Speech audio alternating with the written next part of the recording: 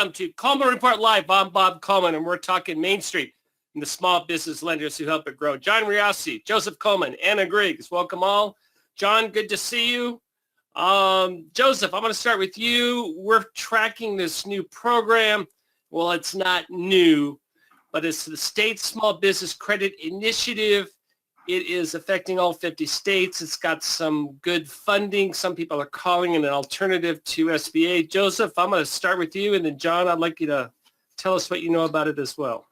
Yeah, so I listened to a wonderful webinar last Wednesday, produced by iBank and the folks that are involved with the California State Small Business Credit Initiative. What's important for SBA lenders is the authority has jumped. They say SSBCI 1.0 was 168 million. That has jumped to 2.0 is 1.2 billion. Billion with a B. So that's a huge increase. And what I was told is that all eyes are in California. They're really leading the way with the regulations. And states are instructed to follow suit. So I've included this chart, a couple charts. This is the first one. This is the comparison of the programs in California. $20 million loan authority for the small business loan guarantee and the CalCap collateral support programs.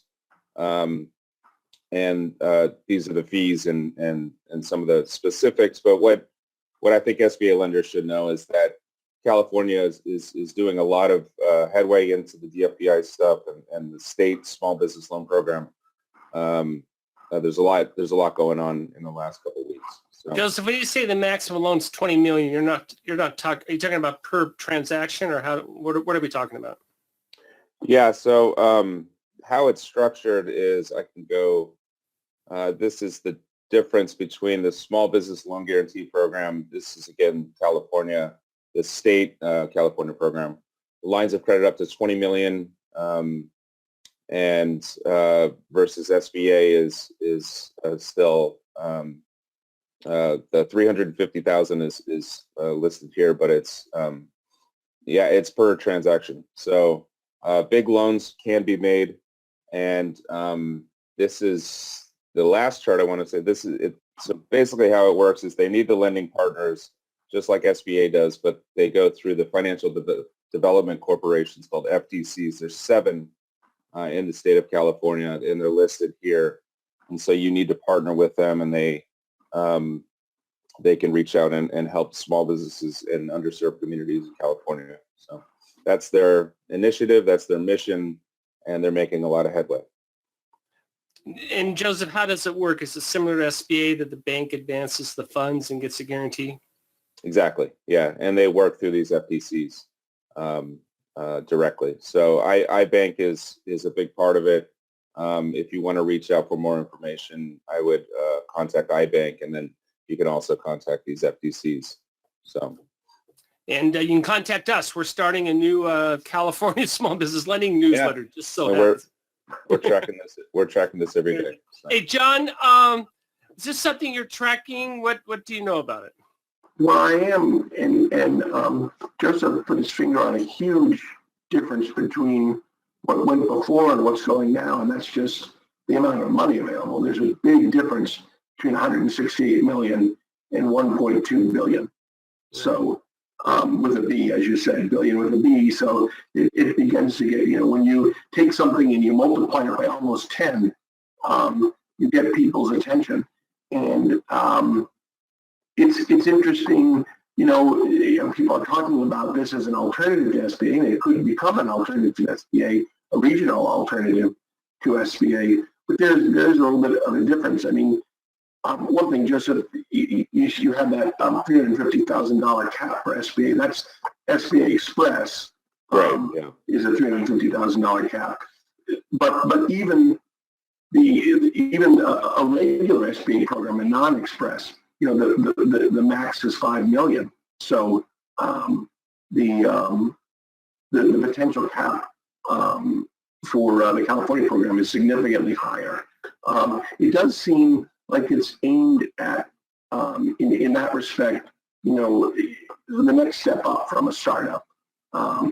More established companies with more. You show that they're more a larger work base and companies that need more money and have a track record behind them. That's not legislated into the program, but it seems like the way they structured it, that's the way things may play out. And I want to reiterate that they repeated that they're not trying to compete with SBA. It's its own separate thing. They want to be a second and third alternative to SBA. So this is very new and it's moving, and there's a lot of moving parts. So we're tracking it. But John, how does, or Joseph, either one of you, how does it work? So this is California, but what about Georgia? How does it work in Georgia? John, you might have more information on that. This is just the California webinar that I sat on. I know. What I've heard is that. Yes, go ahead. Go ahead, John. I'm sorry. Go ahead, Joseph. Basically, if any Georgia lender, all eyes are on California. That's the quote that I took away, is that they're leading the way with regulations. They're paving the road. So. But Georgia's going to have their own, every state's going to have their own version of this program, correct? No, and that's the interesting thing. I think states still can do what they want, but so many states look to California. There's that joke. What happens in California? They catch a cold, and 3 years later, the rest of the country sneezes. Has pneumonia. A lot of times that's mentioned in perhaps a negative respect if it comes, for whatever reason. But here's one that could be very positive. And I think people will be watching if this succeeds, if this boosts small businesses and medium-sized businesses in California. There's no reason, other states can't do the same thing, and probably maybe there'll be more pressure for other states to do the same thing. John, legislatively, whose budget does this come out of? Do we know? Or I was told it's through the governor's office. So I understand that, but what federal agency? I don't think there's a federal connection to this. I think this is a separate line item. Yeah, this is a state program. This is a California initiative. Okay. And that's why I guess people might talk about it as an alternative or as a competitor to SBA. But I guess, Joseph, they don't see it that way. They see it as a sort of an enhancement. Just it gives California businesses, a bigger playbook, or however you want to describe it. Is there any federal government involvement? Is it all at the state level? It's all through the state level. Okay. Well, this is interesting. As you said, this is new. Joseph, is this up and running now? When's it effective? When do we start funding loans? Do we know? It is up and running. I believe in December, or they began for first part of January. So I would contact, if you are in California, iBank and their team. We're going to be all over this as well. This is brand new. And I agree with the comment, Joseph. It's not an alternative. It will be a supplement for what's going on with SBA. But that's opens up a lot of interesting possibilities or ways that banks can help their customers. And I know that I know New Mexico has they're putting their foot into this, and other states are as well. So it's going to be huge, John. Yeah, I think, just like I said, people a lot of times look to California, and this seems like one area where they're taking, that state is taking the lead. Well, I'm going to follow up on the comment. You said $1.2 billion.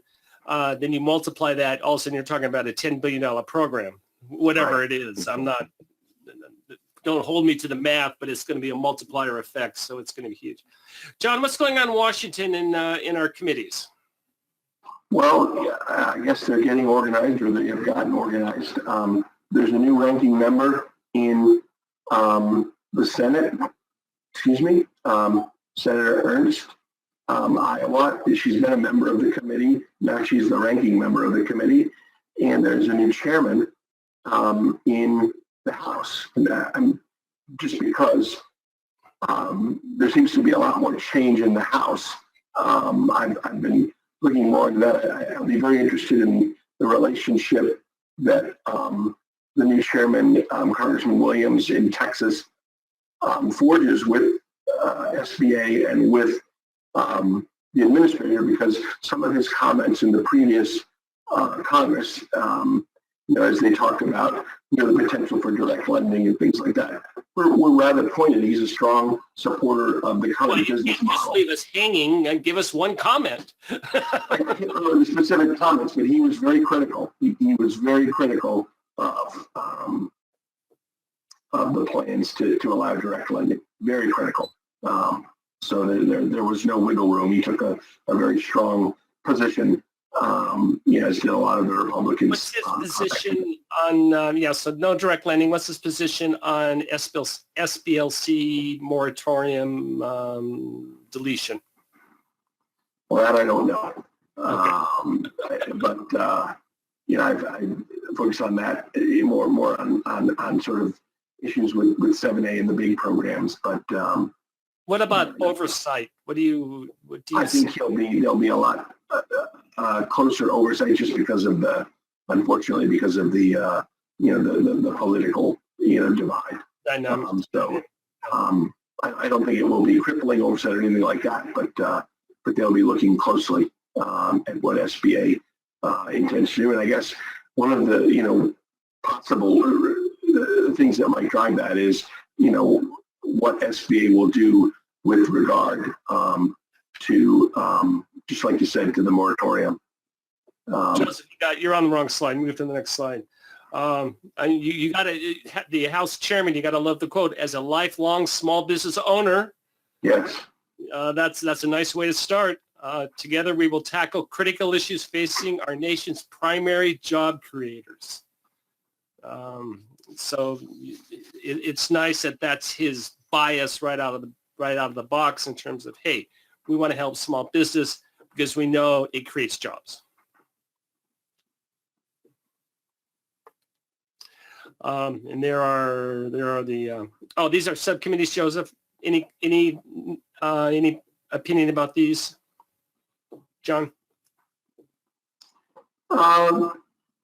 Like for this one, growth, economic growth, tax and capital access. Right off the top, you have two people who've been on the committee. Number one is the former ranking member.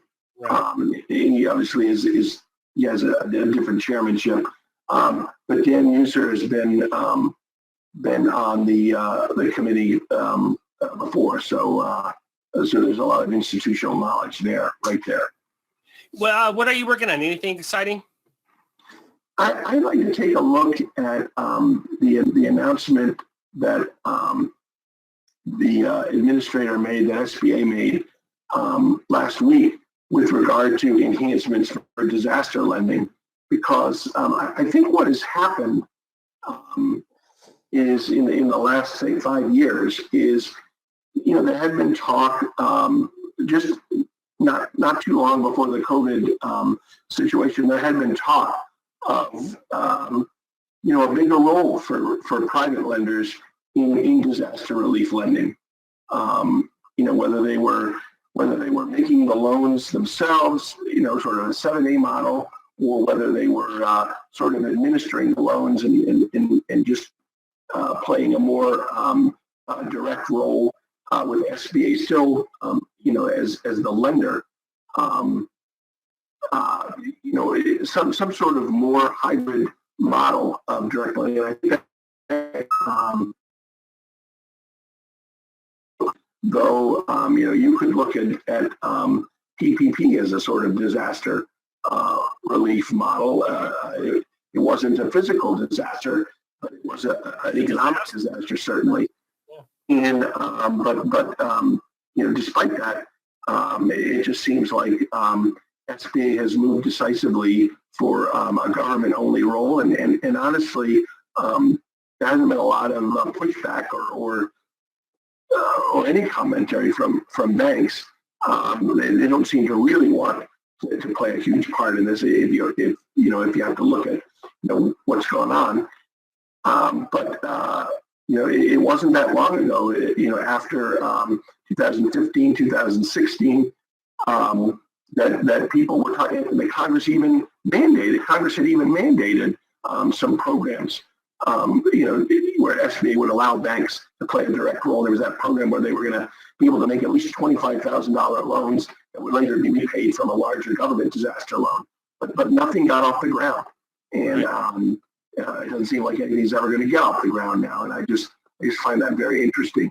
That a few years ago there was talk, there was the potential for a private sector role in disaster relief lending, and that doesn't seem to be the case today. A lot of moving stuff, and a lot of this is in the initial formation stages, so we're going to be on top of it. John, hey, really appreciate your comments. You're looking good, by the way, and I understand we're working on the sound, so we're working on the sound. Yeah, I wanted to bring in our new intern, Anna Griggs, out of Michigan, and she's working on a special project for 3 months before she graduates and becomes an advertising executive. But she's working on our hotel guide, and I just wanted to bring you in. Give me 2 or 3 trends in 2023 that you see that are prevalent that we should know about. Yeah, definitely. So I'm diving right into the industry here. And the first thing that I want to touch on, I'd say, is sustainability. That's something so many of us understand, that sustainability is increasingly important to people everywhere as awareness is being raised about the state of the environment. And a business that operates sustainably is much more favored than one that, and there's a lot of research behind that. All businesses obviously have a responsibility to operate sustainably, and there's easy practices that any businesses can implement.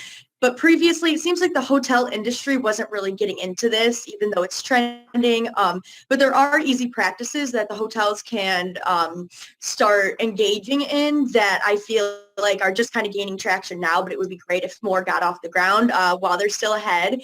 And some of those that I've been looking into are really easy things, like creating a compost waste pile or using reusable cups and mugs instead of those styrofoam ones. So little things like that, or energy efficient motion sensors, lights, water, stuff like that.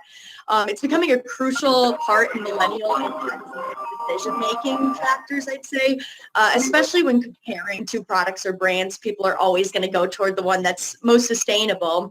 And TripAdvisor even established a group called the Green Leaders, where they go ahead and they promote all these hotels, and they're really pushing the eco-friendly hotels. Let me interrupt you. So you're saying when you say favorable from the consumer dollar decision-making process, that's becoming more and more in their on where they want to stay? Yeah, definitely more in their consideration set as they're moving forward. Very good. And then go ahead. No, Yeah. you're fine. Yeah, I was just going to say, along with that, other than it appealing to the consumers, it does end up saving the hotels a lot of money, this energy efficiency thing, the compost wasting, different stuff like that. So although it's a differentiator, it's also good for practical reasons. And that's the first trend I noticed. I don't know if we want to chat any more about that. The only thing I want to know is, how does that affect lenders? Is that a big cost to the operators? Is that something that's a drag on their bottom line? Or is it returning profits to the bottom line? From what I understand, it's returning profits, again, because of the energy efficiency. It's actually profitable for them, as well as the stuff like using the reusable mugs. Like, that is a lot cheaper, and shopping locally and furnishing sustainably. Those are all things that I think would end up actually saving the hotel money. And that's what it seems like a lot of hotel managers are thinking as well. Well, very good. Well, Anna, thank you very much for a glimpse. Appreciate that. John, I appreciate your updates, as always. And Joseph, we will definitely be all over the SSBCI. If you want more information on that, just shoot an email over to joseph@colemanreport.com. As I said, we've started a daily newsletter on that. And if you're more interested in that, shoot that over to us, and we'll be over it. Thank you, everyone, for joining us today for Coleman Report Live and for supporting America's Main Street, one entrepreneur at a time. Oh, wait a minute. Oh, you're saying goodbye. I thought you were saying, wait a minute. Good afternoon, everyone. Take care. Thanks a lot. Thank you for joining us today for today's episode. If you like today's content, hit that subscribe button to subscribe to our channel and click that bell icon to get notified about our latest videos.